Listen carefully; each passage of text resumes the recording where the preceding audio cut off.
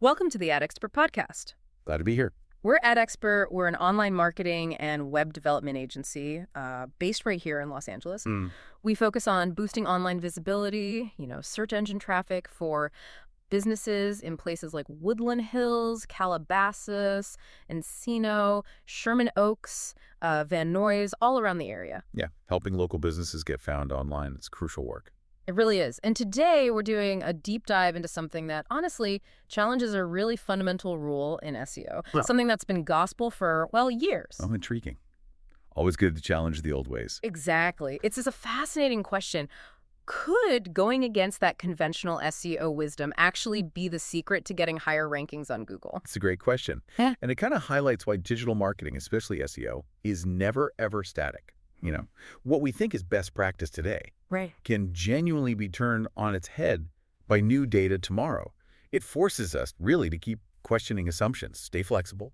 Absolutely. And when we talk about those deeply embedded rules in SEO, few have been as universally accepted as the one about title tags. Oh yeah, the length limit. For what feels like forever, the advice was always keep your page title tags concise, specifically under 60 characters. That was the golden rule, wasn't it? Totally. And the logic seems solid, right? Google, other search engines, they just chop off, truncate any titles longer than that in the search results. So the worry was, okay, if it gets cut off, you lose your message. And that could mean a lower click-through rate, CTR. It made perfect sense from a user perspective. You wanted that snippet, that title in the search results, to be instantly readable, compelling, fit the space. Yeah, perfectly packaged. Precisely. The whole idea was controlling how your listing appeared in the SRPs, the search engine results pages. The assumption for a very, very long time was that going over that limit wasn't just wasted characters. Right. It could actually hurt you if it made the title look messy or hid the main point. Okay, so that's the background. That's the rule we all knew. And this is where it gets really, really interesting. This is where the challenge comes in. Okay, let's hear it. There's a recent case study. Mike Friedman over at the SEO Pub shared it. And it's seriously challenging that whole narrative. Okay. And the data, it comes from some pretty credible folks. Joy Hawkins at Sterling Sky Inc. and Joel Headley, who, and this is important, used to work at Google. Oh, wow. Okay, a former Googler. That definitely adds weight. Right. And what they did was basically conduct experiments where they intentionally made page title tags much, much longer than that 60-character standard. How much longer are we talking? We're talking way beyond. Some titles even went past 200 characters. 200. Wow. Okay, that feels almost wrong based on everything we've been told. It does. It feels rebellious, right? For anyone who's been doing SEO for a while. It certainly flies in the face of decades of advice. Pretty provocative stuff. But what did they actually find? Did it crash and burn? Well, that's the fascinating part. What they found, and they found it consistently across multiple tests, was actually the opposite. Really? Yeah. Pages that got these super long title tags, they consistently saw ranking improvements and higher organic traffic. Wait, rankings went up with 200 character titles. That's what the data showed. It wasn't just a blip. It was a trend they saw repeated. Okay, I need examples. This sounds counterintuitive. Totally. Let's look at a couple. So, one case involved a personal injury lawyer's website. Highly competitive space, right? Very. They took a title tag and expanded it out to 232 characters. Good grief. But it wasn't just random words. They packed it with more relevant search terms, lots of contextual information, and the result. That page jumped from position 6 to position 4 for its main keyword. Wow. A 2-spot jump from 6 to 4 is significant. That's prime real estate. Absolutely. Then there was another one. A title tag went from a pretty standard 57 characters up to 197. Okay. And shortly after they made that change, the page saw a, quote, notable increase in clicks. More clicks, too. Not just rankings. More clicks. And again, these weren't isolated cases. Both Hawkins and Friedman reported seeing this pattern across several different studies they shared. Huh. Okay. That's genuinely surprising. It makes you rethink things. It really does. So the big question, the one everyone's probably asking now is, why? Why does this approach, which seems to completely contradict standard SEO advice, actually seem to work? What's happening behind the scenes? Yeah, that's the million-dollar question, isn't it? It definitely forces a rethink for SEO folks who've, diligently stuck to that 60-character limit. There seem to be a few core reasons emerging from this research. Oh, yeah, let's break them down. All right, first, It's about more keywords, more relevance. Yeah. Seems obvious, but think about it. A longer title simply gives you more space. More space means you can include a wider variety of keyword variations, related terms, long-tail phrases. You're not just optimizing super narrowly for one specific term anymore. So you're casting a wider net, essentially. Yes, exactly. A wider, but still relevant net. You can capture a broader range of search intents because your title now touches on more related concepts, which naturally can bring in more diverse traffic that's still highly relevant to the page. Okay, that makes sense. More room for relevant language. What's reason 2? Reason 2 ties into how Google actually works. Joy Hawkins made a really important point. Google is often rewriting title tags anyway. We see that all the time, right? The title in the search results isn't always exactly what we put in the tag. Precisely. Google does it constantly.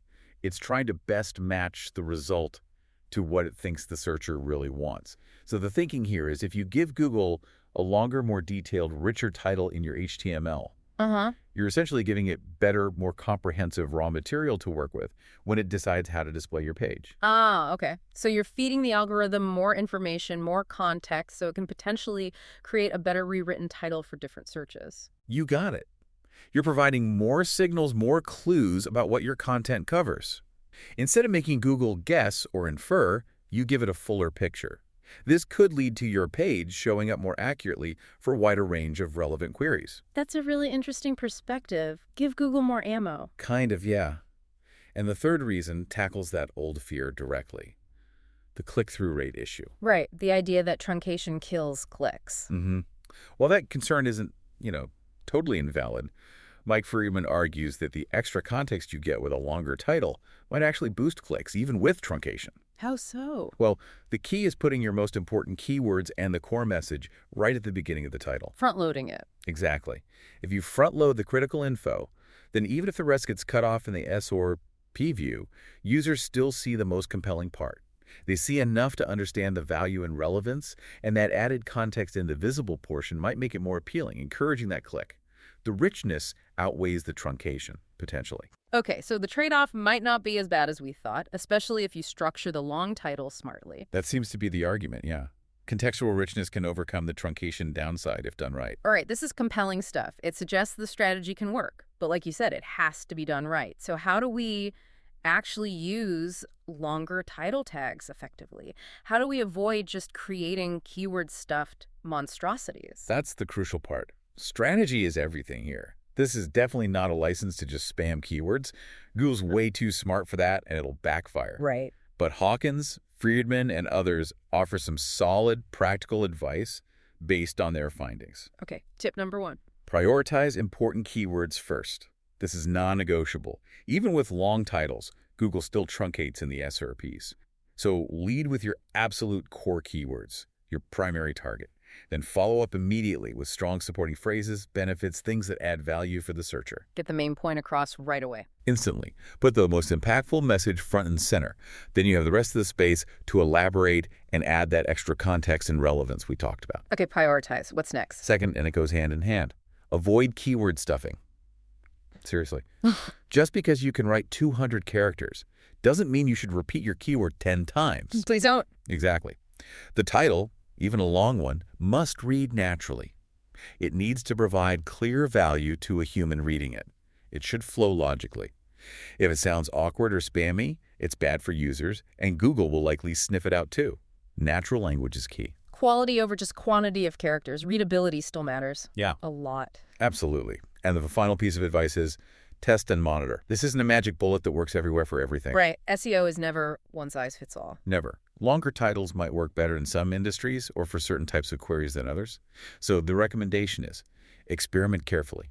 Pick a few important pages you want to improve. Apply these principles, prioritize, write naturally, add context, and then watch closely. Track your impressions, clicks, average position in Google Search Console. See what happens over time. So it's an iterative process. Test, measure, adjust. Definitely. It requires active observation and analysis. You need to see what the data tells you for your specific page as an audience. Okay, let's make this super concrete. You mentioned the study had examples. Can we look at some before and afters? Yeah, the examples really drive it home. Okay, here's one. Old title. Free SCOI Generator ACME Corp. Short, to the point, basic. Very basic. Now, the new, longer version they tested, SKU Generator creates SKUs on demand for free, effortlessly builds SKUs for your inventory ACME Corp. Oh, okay. Big difference. You immediately see create SKUs on demand for free, effortlessly build, much more informative. Right, it adds so much value and hits multiple related terms. SKU Generator creates SKUs, builds SKUs free while still reading quite naturally. It answers potential user questions right in the title. Okay, give me another one. How about this? Old. How to build AI agents ACME Corp. Again, simple, a bit generic maybe. New version. Learn how to build AI agents free guide from beginner to implementation. Avoid these 5 mistakes. ACME Corp. Ooh, I like that. Free guide, beginner to implementation, tells you the scope. And avoid these 5 mistakes. That's a classic hook. It screams value. Exactly. It tells you who it's for, what format it is, and hints at specific valuable takeaways. Oh. It's much more compelling, uses more keywords naturally, like learn how to build AI agents guide implementation. Yeah, much better. One more. Sure. For the gamers. Old. Setting up a Minecraft server ACME Corp. Simple enough. New. Setting up a Minecraft server for beginners and experts. Simple guide. Optimize your self-hosted game. ACME Corp. Nice. Clarifies the audience, beginners and experts, calls it a simple guide, and adds the benefit optimize your self-hosted game. Again, way more informative. And likely to capture searches related to optimizing servers, not just setting them up. Right. Yeah. All these examples show how you can expand titles strategically to add context, benefits, and clarity without just stuffing. They become more helpful. They really do. Okay, so let's try and sum this up. The core takeaway here seems to be that this research, from Friedman, Hawkins, Headley, it gives us pretty strong evidence that longer title tags can actually improve Google rankings and visibility. It certainly presents a compelling case for it, yeah. But it has to be done right, strategically, with the user always in mind. Absolutely critical. Not just longer for the sake of being longer. So maybe instead of just sticking rigidly to that old 60-character limit, we should start seeing longer titles as like an opportunity. I think that's a great way to frame it. An opportunity. An opportunity to add valuable keyword context, maybe capture a wider range of searches, an opportunity to give Google better signals about our content. Feeding it richer information. And an opportunity to actually encourage more clicks by highlighting benefits or differentiators right there in the title. And maybe we shouldn't worry so much about truncation if Google's probably going to rewrite it sometimes anyway. That's the crux of it. If Google's rewriting titles, why not give it the best possible source material to work with? Give it more relevant options. Makes sense. And this whole conversation, really, it's just a fantastic reminder that SEO is never, ever finished. It's always evolving. Constantly changing. Algorithms change, user behavior changes. What worked wonders last year might be outdated now. This study is a powerful nudge for all of us to, question our assumptions, even the ones that feel like they've been around forever. Don't just accept the old rules without question. Exactly. Cultivate that experimental mindset. Be willing to test things, even things that sound a bit weird, like 200-character title tags. Test responsibly, though. Oh, absolutely. Test, measure, analyze. Don't just change everything at once, but do test. So maybe the next time you're sitting down to optimize a page title, think about it. Could you strategically go longer? And definitely measure the results, which really brings up a final thought for everyone listening. What assumptions are you holding on to in your own marketing, your own SEO, that might be worth challenging? What piece of conventional wisdom might be ready for a test? That's a great question to end on. Definitely food for thought. Take what you've learned today, maybe pick a page or two, experiment carefully, and track those results. Thanks for diving deep with us today.